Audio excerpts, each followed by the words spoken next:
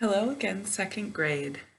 Um, my computer battery ran low yesterday, and I didn't have the charger, so I'm here bright and early at the school this morning.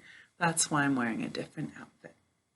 All right, so we reviewed some phonograms, and then we talked about verbs.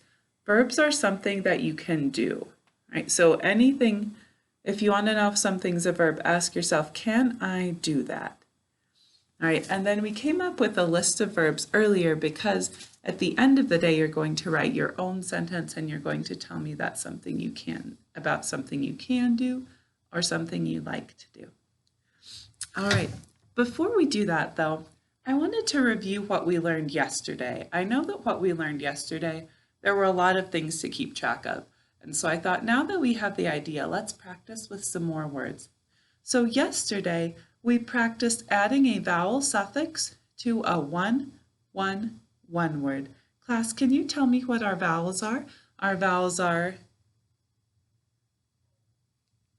great, our vowels are A, E, I, O, U, and sometimes Y. All right, and the vowel suffixes that we had, let's see, ones that we use quite often. Let's write them up here so we can refer back to them.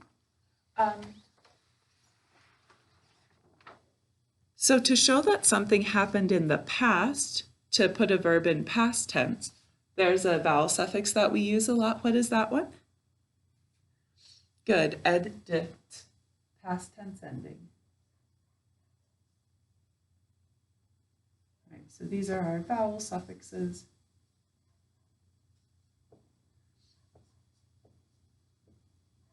All right, and how about, let's see, how about the one that turns a verb into a noun that means the person who does that. Do you remember which one does that? Good, the of her.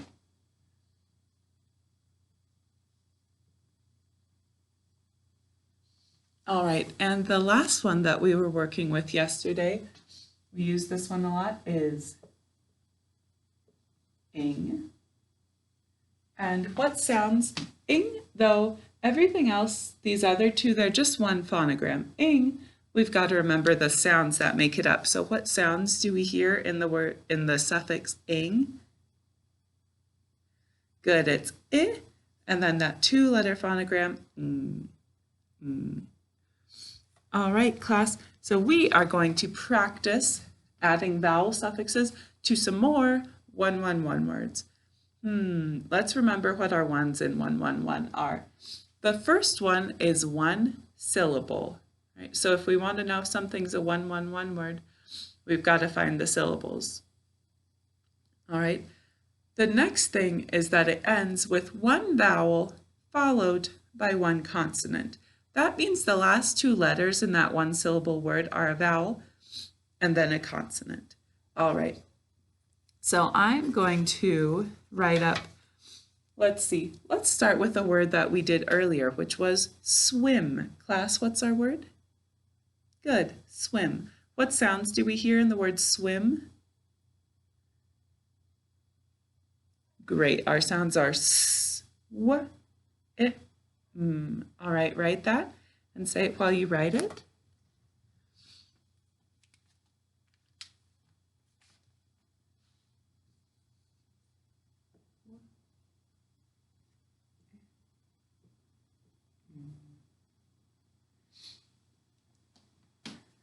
All right, make sure your swim looks like mine.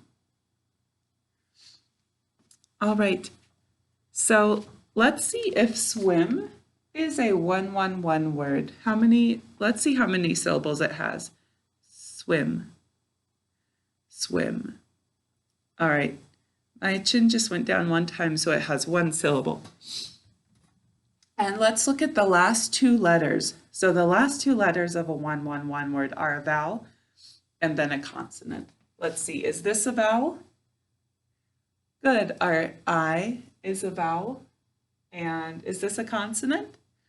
Good, if we remember our vowels, we know isn't a vowel, and so we know it's a consonant. So swim is a 111 word. All right, so if we want to add a vowel suffix to our 111 word, what do we do to this last consonant? Excellent, we double it. All right, so we can start by writing our base word again. So let's write, first let's say our word. All right, I want to write swimming. All right, I will go swimming next week. Swimming. Okay, so that would be, so remember ing always gets its own syllable, so swimming. We wouldn't have to figure out the syllables as long as we remember ing always gets its own syllable, always gets its own syllable, but this guy does not. All right, so I know it's going to be 2 syllables, and I know my first syllable is just going to be my base word. So you can go ahead and write that first syllable and put your syllable mark at the end because we know ing's going to get its own syllable. All right, so go ahead and do that.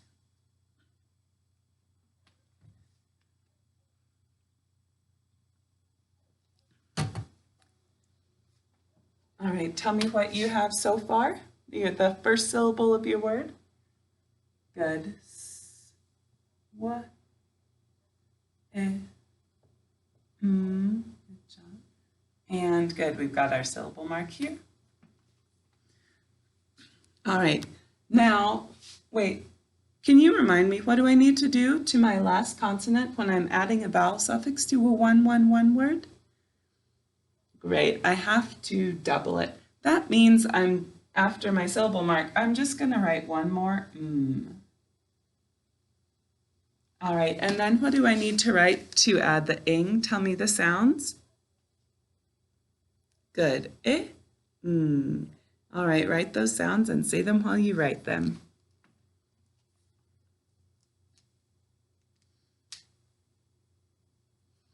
All right, tell me what I need to add to finish my word swimming.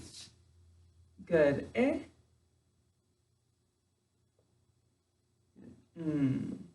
Great job. All right, so make sure your swimming looks like mine. And now we need to mark it. So if there's nothing marked in our base word, there's never anything to mark in that, when we write our base word over again. But then when we get to the consonant that we doubled, what do? Do we hear this consonant when we say the word swimming? I only hear one All right, so what do we do to a silent letter? Good, we double underline it.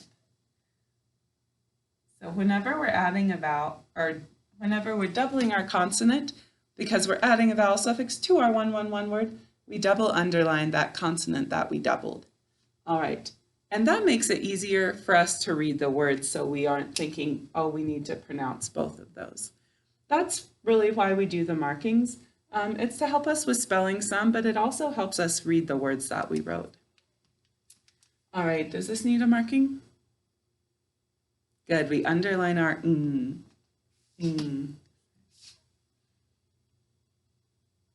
All right, and let's see, we'll have to come down to this next line to add another vowel suffix.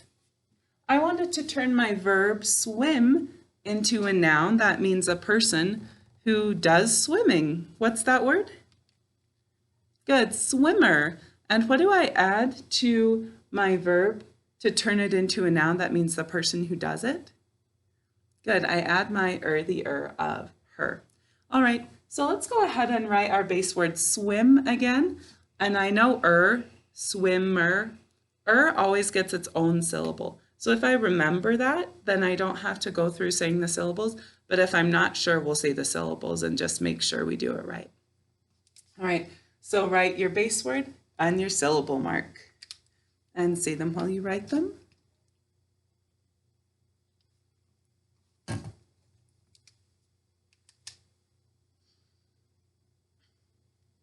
All right. Oh, let's see. I want to see if you can write it all and then tell me what to write. All right. Okay, so we have our base word and our syllable mark.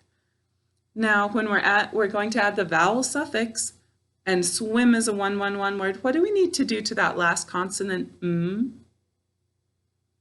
Very good. We need to double it. So on the other side of your syllable mark, double your last consonant, And then what's the last thing you need to write? To add, to write swimmer. Good, it's And which is that? Good. For that, we always use the of her. All right, so finish up your word swimmer.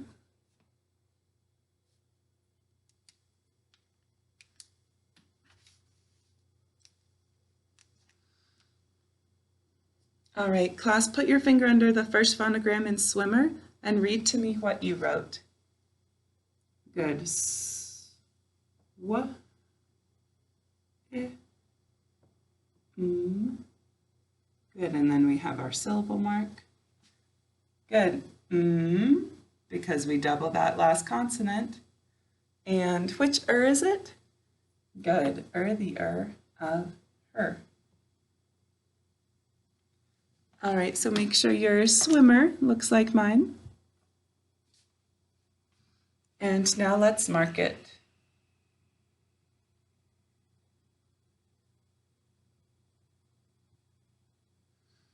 Yeah, just like we did up here and just like we did yesterday, we don't hear this. That means it's silent, so we double underline it. And how about this? Good. We underline our the of her. You know, I think I forgot to have us read our words. Oh my goodness. Let's go back and read all the words that we wrote so far. Good. And just like when we have our silent final E, if we see a double underlined phonogram or letter, we're not going to say it when we're reading our word.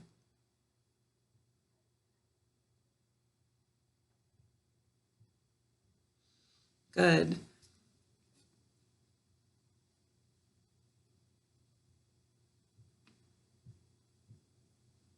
All right. Excellent work with that, class. We're going to try that with one more word and in the next video, and then you'll write your sentence and you'll be finished for today.